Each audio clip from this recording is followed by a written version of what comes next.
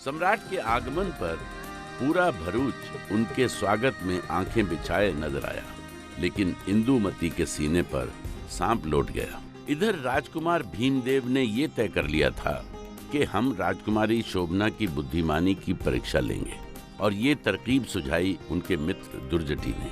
अब दुर्जटी राजकुमार बन गए। भरूच के राजमहल में शोभना दुर्जटी का भोजन, प्रेम और उनके मित्र का शस्त्र प्रेम देख तुरंत समझ गई कि असली राजकुमार कौन है। फिर यही खेल उसने राजकुमार के साथ खेलते हुए खुद को राजकुमारी की दासी चपला बताया। चुप क्यों हो गई?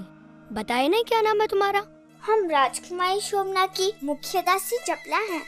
चपला बड़ी छोटी दासी हो। हमारे राज्य का नियम है, जितना छोटा अतिथि होता है उतनी छोटी दासी भी होती है। अच्छा, और क्या क्या नियम है तुम्हारे राज्य के? एक नियम ये है, जब कोई अतिथि हमारे प्रासाद में आता है उसको पूरे महल में घुमाते हैं। आप चलना चाहेंगे? राजकुमार, सारे नियम में तो जाना ही पड़ेगा। रुक जाइए। अब क्या हुआ? हमारे राज्य का नियम है, आसन से उतरते समय दायां पैर बढ़ाते हैं, बायां नहीं। रुक जाइए राजकुमार। अब क्या हुआ? हमारे राज्य का नियम है, कन्याओं को आगे जाने दिया जाए।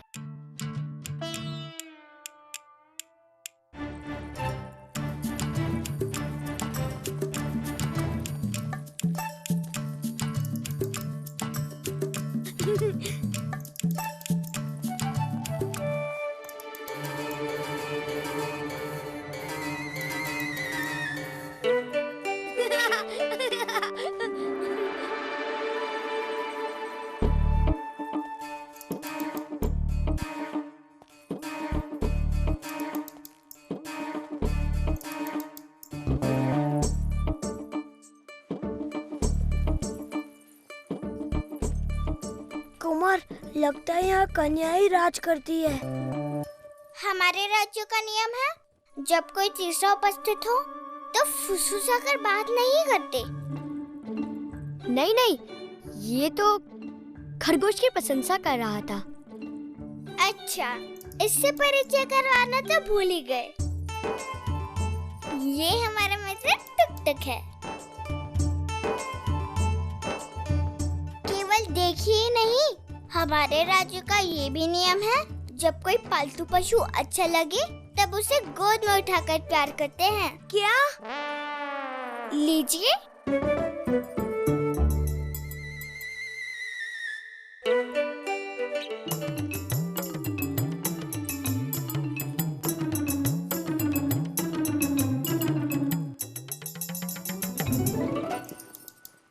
अच्छा हुआ हमने प्रासाद के हाथियों की प्रशंसा नहीं की।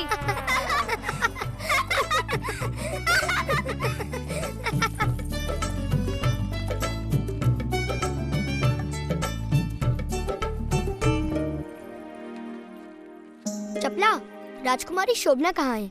हमारी उनसे भेंट कब होगी? कुमार भीमदेव, हमारी राजकुमारी शोभना कोई साधारण राजकुमारी नहीं है। वो किसी से भी इतनी सरलता से नहीं मिलती। पहले वे आपके बारे में विस्तार से हमसे सारी बातें जान लेंगी, तभी आपसे मिलेंगी। वो अतिथियों को दासियों के ऊपर छोड़ देती है, स्वयं नहीं मिलती। यह तो ठीक नहीं है। यह भी हमारे राज्य का नियम है।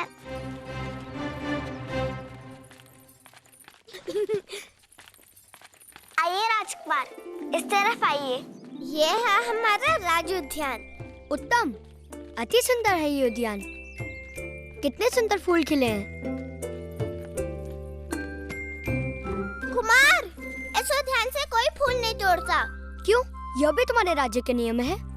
हमारी राजकुमारी शोभना को फूल बहुत प्रिय हैं। यदि उनको पता चला कि किसी ने उद्यान से फूल तोड़े हैं तो वो बहुत रुष्ट हो जाएंगी। रुष्ट हो जाएंगे तो क्या करेंगी? हमें मृत्यु दंड दे देंगी। नहीं, हमारा ये अर्थ नहीं था। तो क्या अर्थ था? बहुत बड़ी राजकुमारी है वो, हमें अपने राज्य से निकाल देंगी। और वैसे भी हम यहाँ नहीं आना चाहते थे। और यदि हमें पता था कि यहाँ की दासियाँ इतनी उद्दंड है तुम यहाँ कभी नहीं आते। तुम्हारा साहस कैसे हुआ हमें रोकने का, और वो भी इन तुच्छ फूलों के कारण? कुमार, हमारी राजकुमारी शोभना कहती है हमें फूल कभी नहीं तोड़ने चाहिए। ये तो भगवान की सबसे सुंदर देन है, इसलिए तो हम भगवान की पूजा में फूल रखते हैं। हमें मत सिखाओ ये सब। दासी हो तो दासी की भांति रहो। जब चाहे तब से हमारे सर पर चढ़ी हुई हो। हमारे राज्य का यह नियम है, हमारे राज्य का वह नियम है। नियम नियम नियम। ये राज्य है या कारागार? हमें नहीं रहना ऐसे राज्य में जहाँ इतने नियम हो। हर बात पे नियम है। ये पाओ आगे मत बढ़ाओ, उसे मत छुओ, फूल मत तोड़ो। हम तो तोड़ेंगे फूल। लो, यह तोड़ा, ये लो, यह तोड़ा, ये लो और तोड़ा, ये लो और तोड़ा, लो एक और तोड़ दिया, लो ये तोड़ा, लो ये तोड़ा, ये लो ये भी तोड़ा।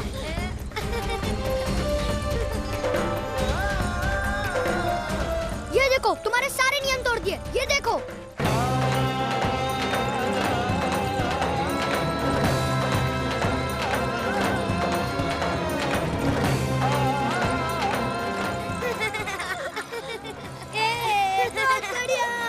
कुमार भीमदेव और फूल तोड़ो।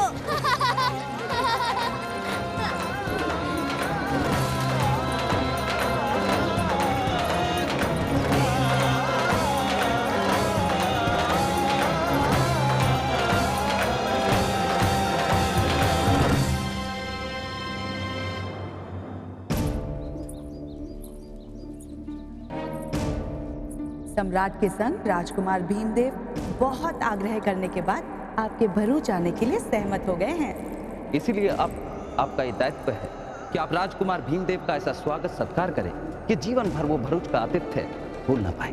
दासी हो तो दासी की भांति रहो। जब चाहे तब से हमारे सर पर चढ़ी हुई हो। हमें नहीं रहना ऐसे राज्य में जहाँ इतने नियम हो। हे भगवान, क्या करें?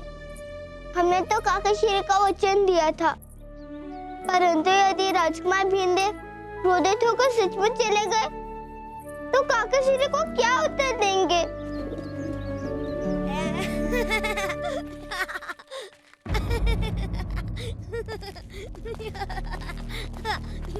कुमार, इधर आइए। पिताश्री, हमें अभी देवपटन वापस जाना है। हम यहाँ नहीं रहेंगे, हम आज ही जाएंगे। कुमार, हम सब यहाँ के राजा दद्दा चालुक्य के निमंत्रण पर यहाँ आए। हम इस प्रकार वापस नहीं जा सकते। और कुमार, आप इस तरह सारे उद्यान को नष्ट क्यों कर रहे हैं? माताश्री, यहाँ की दासी का इतना साहस हो गया कि उसने हमें फूल तोड़ने से मना कर दिया, इसलिए हमने सारे फूल नष्ट कर दिए। कुमार, यह तो तुम्हारे गरिमा के अनुरूप बात नहीं हुई। जो सुंदरता को नष्ट करता है वह स्वयं कभी सुंदर नहीं हो सकता। कुमार, जानते हो, संसार में बहुत सी सुंदर वस्तुएं हैं, किंतु फूल हमें परमात्मा की सबसे सुंदर भेंट है। कुमार, हमारी राजकुमारी शोभना कहती है हमें फूल कभी नहीं तोड़ने चाहिए। इसीलिए फूल वह वस्तु है जो भगवान के मस्तक की शोभा बनते हैं। इन्हें नष्ट करना और पैरों तले रौंदना महापाप है। ये तो भगवान की सबसे सुंदर देन है, इसलिए तो हम भगवान की पूजा में फूल रखते हैं। वो दासी भी कुछ ऐसी बातें कह रही थी। हमसे भूल हो गई। कुमार, भूल तो कभी भी किसी से भी हो सकती है, किंतु यदि भूल हो ही जाए तो हमें क्या करना चाहिए? अपनी भूल की क्षमा मांगनी चाहिए, या हो सके तो उसका सुधार करना चाहिए। किंतु पिताश्री, वो तो दासी है। दास दासियां भी तो मनुष्य होते हैं जो सचमुच बड़े होते हैं। वे छोटों से अपनी भूल की क्षमा मांगने पर और भी बड़े हो जाते हैं। जाओ। जी पिताश्री।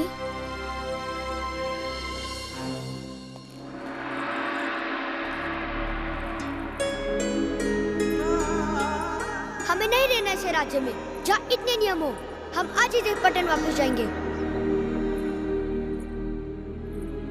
अब हम कैसे काकाशीरी और रानीबा के सामने जाएंगे? रानीबा तो कठिन से कठिन काम भी हंसते हंसते कर लेती है, हम क्यों नहीं कर पाते? चपला, चपला हमें क्षमा कर दो।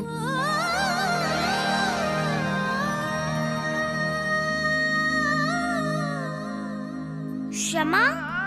आप एक राजकुमार होकर एक दासी से क्षमा मांग रहे हैं? हमारे पिताश्री ने बताया है कि कोई छोटा या बड़ा नहीं होता। यदि भूल हो जाए तो क्षमा मांग लेनी चाहिए। तुम ठीक कहती थी चपला। हम वचन देते हैं आज के बाद कभी फूलों को नष्ट नहीं करेंगे। हे भगवान, इसका अर्थ है कि आप हमसे क्रोधित नहीं है। तुमने सच कहा था चपला। फूलों को इस प्रकार मसलना पाप होता है। आप सच कह रहे हैं राजकुमार? हमें झूठ बोलने की ना तो आदत है ना आवश्यकता, पर एक बात अवश्य कहेंगे, तुम्हारे राज्य में नियम बहुत हैं।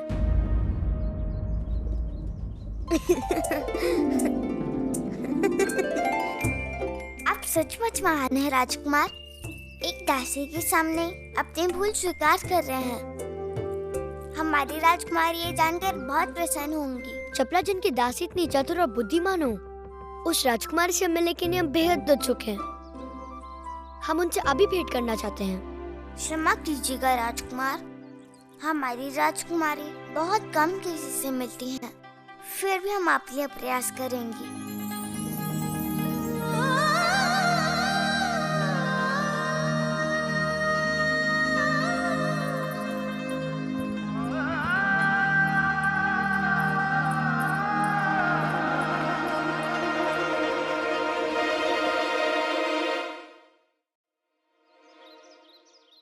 ये आप हमें कहाँ ले जा रहे हैं?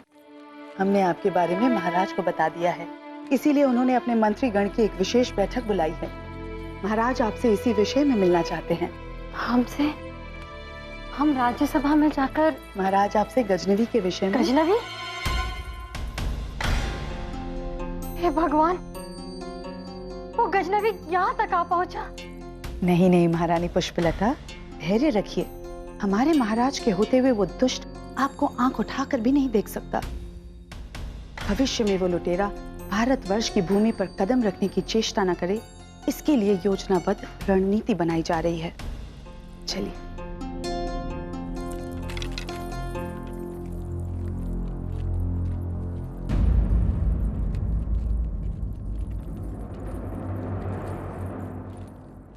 आइए कश्यपुरा की महारानी जी, भरूच में आपका स्वागत है।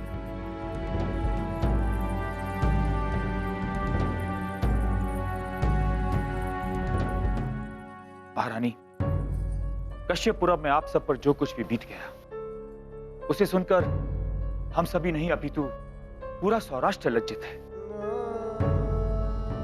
हम क्षमा प्रार्थी हैं कि संकट के समय महाराज पद्मपाल की कोई सहायता नहीं कर सके।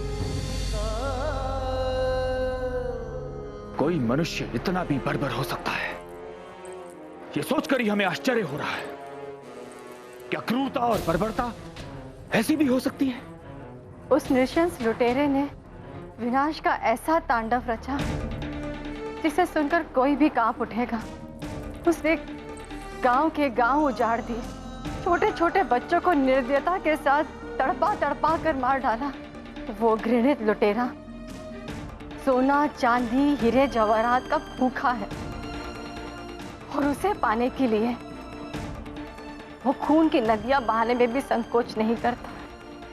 उसके लिए धर्म, आस्था, भावना का कोई अर्थ नहीं है सम्राट। और अब तो उस विधर्मी की लोभी दृष्टि भगवान सोमनाथ के मंदिर को लूटने की है। गजनवी की क्रूरता और घृणित मानसिकता से तो सभी परिचित थे, लेकिन जब उन्हें ये मालूम हुआ कि उसकी लालची नजरें अब सोमनाथ मंदिर पर हैं, तो आस्था से ओतप्रोत श्रद्धालुओं के मन मस्तिष्क पर बिजलियां गिर पड़ी।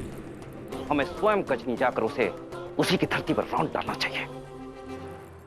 हम आपकी भावना का सम्मान करते हैं गुर्जर गौरव, पर ऐसी विषम परिस्थितियों में उत्तेजना, उतावलापन, भावुकता हानिकारक होती है। ऐसे समय में तो हमें एक रणनीति तैयार करके योजनाबद्ध तरीके से कार्य करना होगा। महारानी पुष्पलता, कृपया हमें उस नृशंस गजनवी के विषय में थोड़ा विस्तार से बताएं, ताकि हमें अपनी रणनीति बनाने में सहायता मिल सके। गजनवी जितना ही नृशंस है उतना ही वो कूटनीति में निपुण भी है।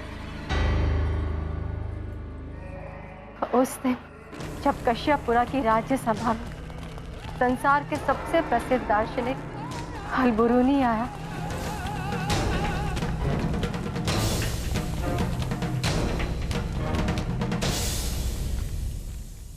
नहीं हुजूर, ये नाचीज खुदा का अजीज बंदा है। मेरे यहाँ सिर्फ माँ के कदमों में सिर झुकाए जाते। कश्यपपुरा के इस राज दरबार में गजनी के प्रसिद्ध दार्शनिक का हार्दिक स्वागत है। इज्जत अफजाई के लिए हम आपके शुक्रगुजार हैं। ये हमारी खुशकिस्मती है कि आप जैसे मिलनसार बादशाह के साथ आज मुलाकात का मौका हासिल हुआ है। ये तो आपकी महानता है शेख अलबरूनी, अन्यथा भाग्यहीन है वो बुद्धिजीवी जो आपके दार्शनिक विचारों से प्रभावित नहीं। आज आपको अपने राज दरबार में पाकर हम अत्यंत गौरव का अनुभव कर रहे हैं। पधारिए।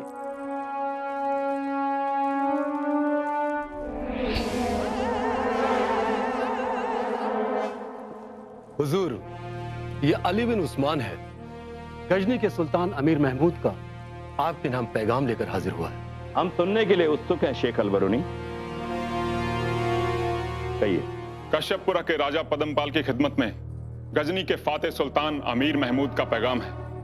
अमीर महमूद की ख्वाहिश है कि आप हिंदुस्तान की अपनी सरहद पर उनकी अजीम फौज का शान शौकत के साथ इस्तकबाल करें। साथ ही हमारे फातेह अमीर की खिदमत में बतौर नजराना 50 हाथी, 500 घोड़े और 5000 सिपाहियों के साथ साथ 1 लाख अशरफियों से भरी हुई थैलियां लेकर हाजिर रहें। इसके एवज में सुल्तान अमीर हजरत का वादा है कि वो आपको और आपकी रियासत की रियाया को पूरा अमान देंगे, कोई भी नुकसान नहीं पहुंचाएंगे।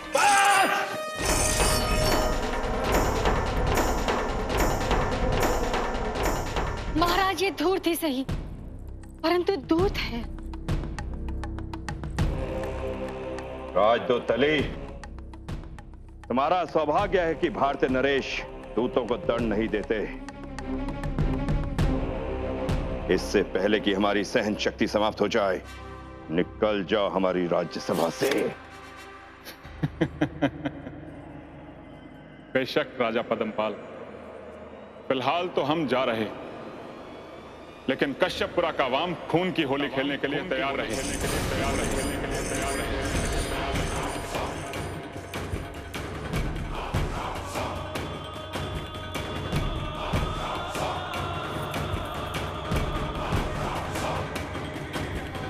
अलबरूनी के साथ गजनवी का प्रतिनिधित्व करने वाला व्यक्ति वो कोई और नहीं, स्वयं नृशंस हत्यारा अमीर महमूद गजनवी था।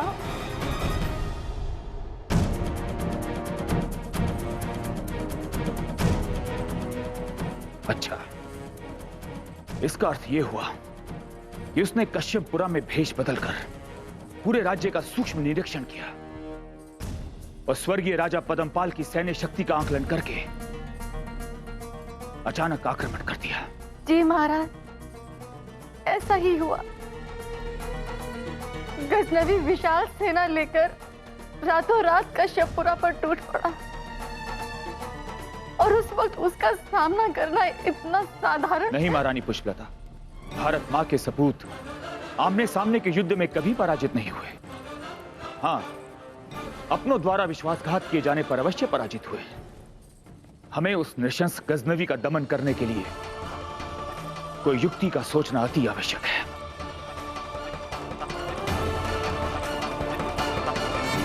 क्या आप लोग कोई सुझाव देना चाहेंगे?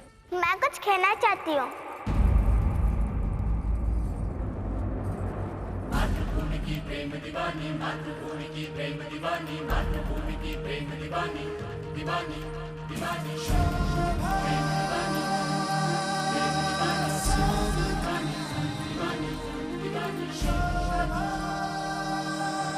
राजकुमारी शोभना, क्या आप कुछ कहना चाहती हैं?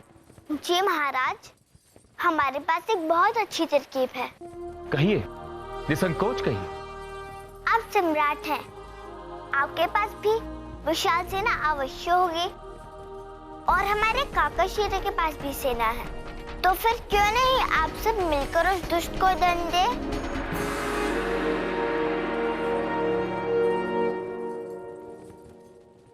शोभना, जब बड़े बात कर रहे हो तो छोटों को बीच में नहीं गुर्जर कौरव, इस समय इस छोटी सी बच्ची ने बहुत बड़ी बात कह दी है।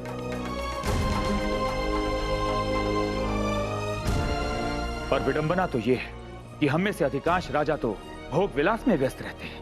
अनेकों राजा तो ऐसे हैं जो गजनवी के आतंक से भयभीत हैं। उन सबको संगठित करना एक दुष्कर कार्य है। जिस दिन हमें दुष्ट गजनवी मिल गया, उसको पेड़ पर लटका कर गुलेल से उसकी दोनों आंखें फोड़ डालेंगे।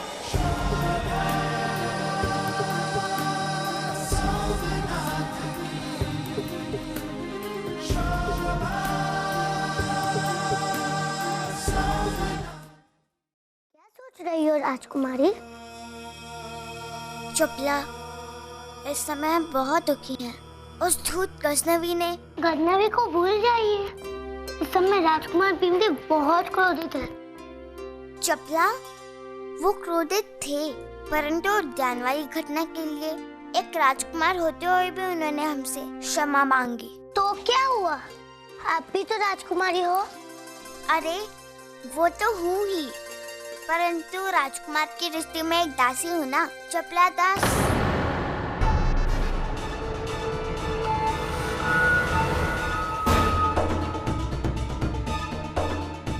तुम लोग भाग जाओ यहाँ से।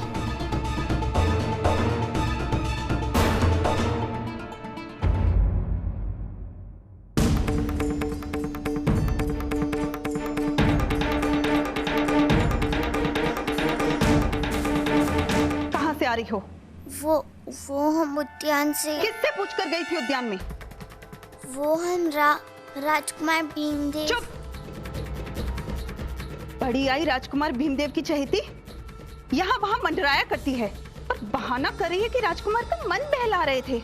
उद्दंडता तो देखो, अब तो मुझसे पूछने की भी आवश्यकता नहीं समझती। चल, अभी बताती हूँ तुझे। चल।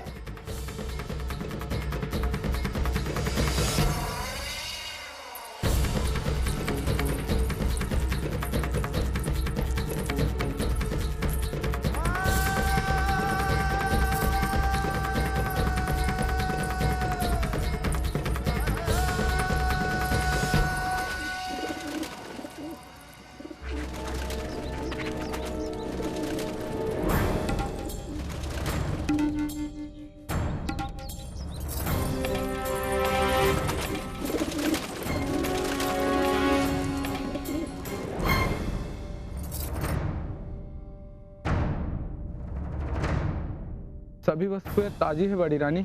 इन्हें यदि पंछियों से ना बचाया गया तो वे इन्हें चोंच मारकर झूठा कर।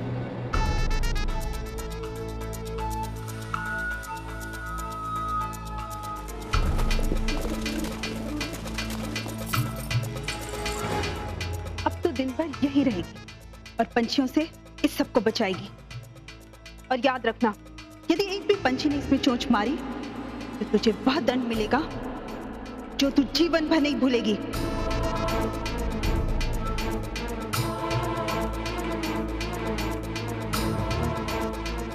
एक तरफ शोभना गजनवी जैसे आतंकियों का सामना करने की ताकत रखती है, तो दूसरी तरफ अपनी नईबा के जुल्मों को बुद्धिमत्ता से निपटने की क्षमता रखती है।